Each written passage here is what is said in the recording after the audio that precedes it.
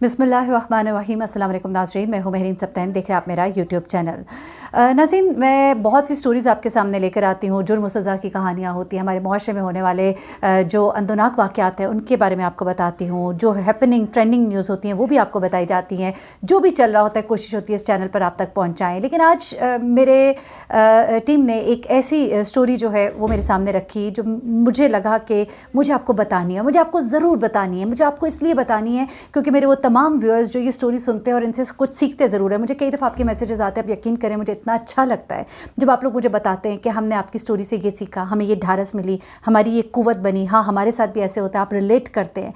कई दफ़ा आप कुछ बातों को सीखते भी हैं, वो बातें आपके शायद जहन में नहीं होती लेकिन कहीं ना कहीं आपके लाशऊर में वो बैठ जाती हैं। और उसके बाद जब कभी ऐसे वाक़यात से आप गुजरते हैं तो कभी आपको याद आएगा कि महरीन सब्तैन ने आपको यहाँ बैठ के इस चैनल पे बताया था कि अगर हम इस तरह से गुस्से में आएंगे, अगर कभी हम इस तरह का कदम उठाएंगे, अगर हम माँ बाप की इज़्ज़त को पाँव तले रोन देंगे तो फिर हमारे साथ क्या होगा। तो यही मेरी अचीवमेंट है। आज मैं आपको बताऊँगी कि इसी तरह की अनजाने में सरज़द हो जाने वाली गलती के नतीजे में भुगतने वाली सज़ा और उस सज़ा को भुगतने वाला कैदी, और वो कैदी नंबर 302, और वो कैदी जिसको तख्तेदार पर लटकाया जाना था। तख्तेदार पर लटकाए जाने से पहले कि उसके एहसासात क्या थे, और फिर उसके बाद जब उसकी सज़ाए मौत तो मुअत्तल हो जाती है, लेकिन उसके बाद वो अपनी ज़िंदगी के बहुत ही कीमती साल, वो जवानी की बहारें, वो नौजवानी, वो सब कुछ, वो लड़कपन, वो सब कुछ वो जेल की सलाखों के पीछे गुजारता है। उसके शब रोज़ क्या थे, उसके एहसासात क्या थे, और उसके बाद उसी की ज़ुबानी सुनिएगा। और उसके बाद जब वो जेल से बाहर आता है तो फिर वो बाहर की दुनिया को कैसा पाता है। एक मुख्तसर सी स्टोरी है जो आपके साथ शेयर करना चाह रही हूँ। एक सबक आमोज़ कहानी भी है आपके लिए, ज़रा सुनिएगा। बचपन में अनजाने में सरज़द हुई गलती की सज़ा उम्र भर काटनी पड़ी। तख्तादार से लौट कर आने वाले मोहम्मद अनवर की ये दुख भरी दास्तान है। फांसी पर लटकाने के बार बार ऑर्डर मिले, लेकिन जिसे अल्लाह रखे उसे कौन चखे। वो कहता है कि खुदा के लिए किसी को कत्ल ना करना। मौत को मैंने बार बार बहुत करीब से देखा। ये मैं उसकी ज़ुबानी आपको बता रही हूँ, उसी की ज़ुबानी सुना रही हूँ। मोहम्मद अनवर को 17 साल की उम्र में जेल हुई थी। कत्ल की सज़ा 28.5 साल उसने जेल में काटी, जिसमें से लगभग 23.5 साल उसने काल कोठरी में गुजारे हैं। 23.5 साल 28 साल में से। वो कहता है कि 1993 की बात है कि मेरा बड़ा भाई बिलाल था और उसके साथ लड़ने के लिए गांव के 7-8 लोग घर तक पहुंच गए। वो कहता है घर के दरवाजे पर वो भाई को मारने लगे। रात 8 बजे का वक्त था। मुझे कुछ समझ ना आई। मैं दरवाजे पर खड़ा था, खौफज़दा था। मेरी नज़रों के सामने मेरा भाई पिट रहा था और मुझे कुछ समझ ना आई। कहता है कि मुझे समझ ना आई कि मैं क्या करूं। अगर आगे जाता तो वो मुझे भी मारते। मेरे भाई का पिस्टल कमरे में मौजूद था। वो कहता है मैं दौड़ कर अंदर गया, मैंने पिस्टल निकाली, दरवाजे पर खड़े होकर मैंने फायरिंग कर दी। अंधाधुंध फायरिंग की, नहीं पता चला कि कौन सी गोली किसको लगी।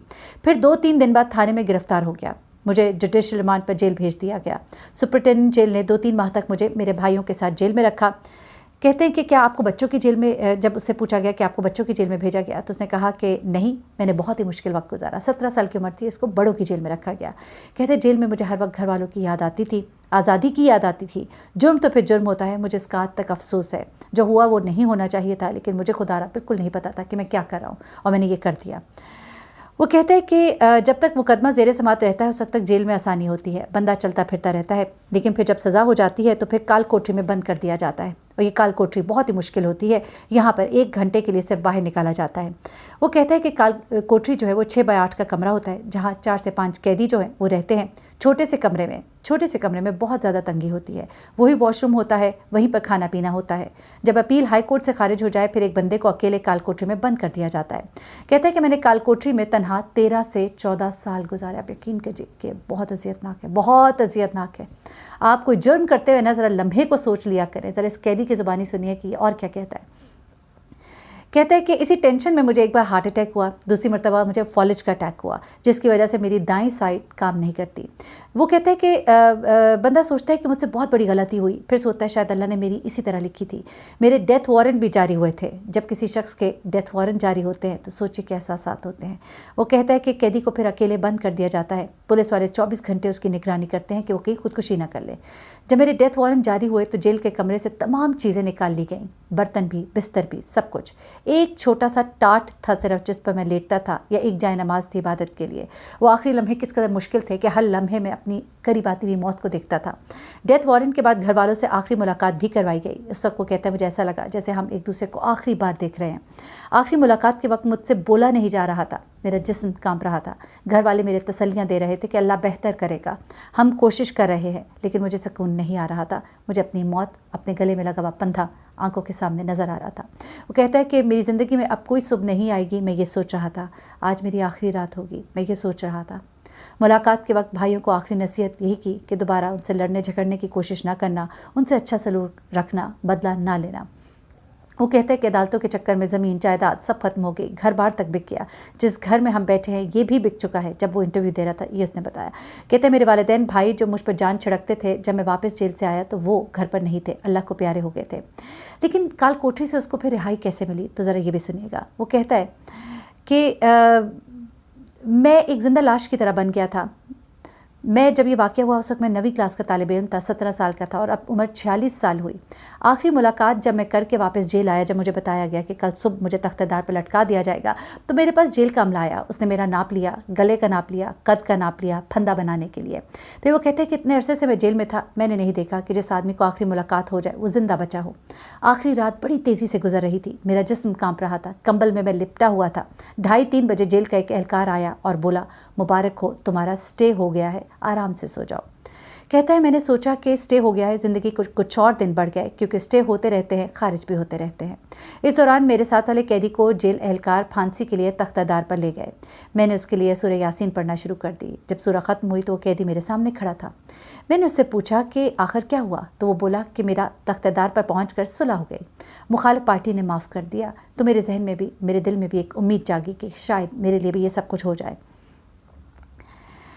ہیڈ آف لیگل ڈپارٹمنٹ جو ہیں وہ یہ بات بتاتے ہیں کہ یہ محمد انور کا جو کیس ہے وہ 2015 میں ان کے پاس آیا. اب اس طرح کے کیس میں جہاں پہ قتل جو ہے آپ سے غلطی سے ہو جاتا ہے، یا اس طرح جب آپ پہ کوئی اٹیک کر رہا ہے، آپ اپنے بچاؤ میں اس طرح کا قتل کرتے ہیں، تو اس بارے میں لاء کیا کہتے ہیں ذرا یہ بھی سن لیجیے گا، پھر آپ کو آگے سٹوری سناتی محمد انور کی. وہ کہتے ہیں 2015 میں انور کا کیس ہمارے پاس آیا، ان کی فیملی ہمارے پاس آئی. ہم نے ڈیتھ وارنٹ کے خلاف ہائی کورٹ میں کیس کیا، سٹے گرانٹ کیا گیا، ہمارے دلائل سنے گئے، دوبارہ کیس کیا، لیکن اس کا کیس ڈسمس کر دیا گیا. کچھ عرصے کے بعد انور کا بلیک وارنٹ ایشو ہو گیا، دوبارہ سے ہم نے سٹے لیا، سٹے پہ سٹے لیتے گئے. انور کو سزا 1998 میں ہوئی تھی، لیکن 2001 میں قانون آیا تھا جس کے تحت یہ کہا گیا تھا، یہ بہت امپورٹنٹ پوائنٹ ہے، کہ انور کی جانب سے نادانستہ قتل کیا گیا، اس کو ریلیف ملنا چاہیے، یعنی اس کا ارادہ نہیں تھا. اس ماحول سچویشن ایسی بن گئی کہ یہ قتل جو ہے یہ سرزد ہو گیا.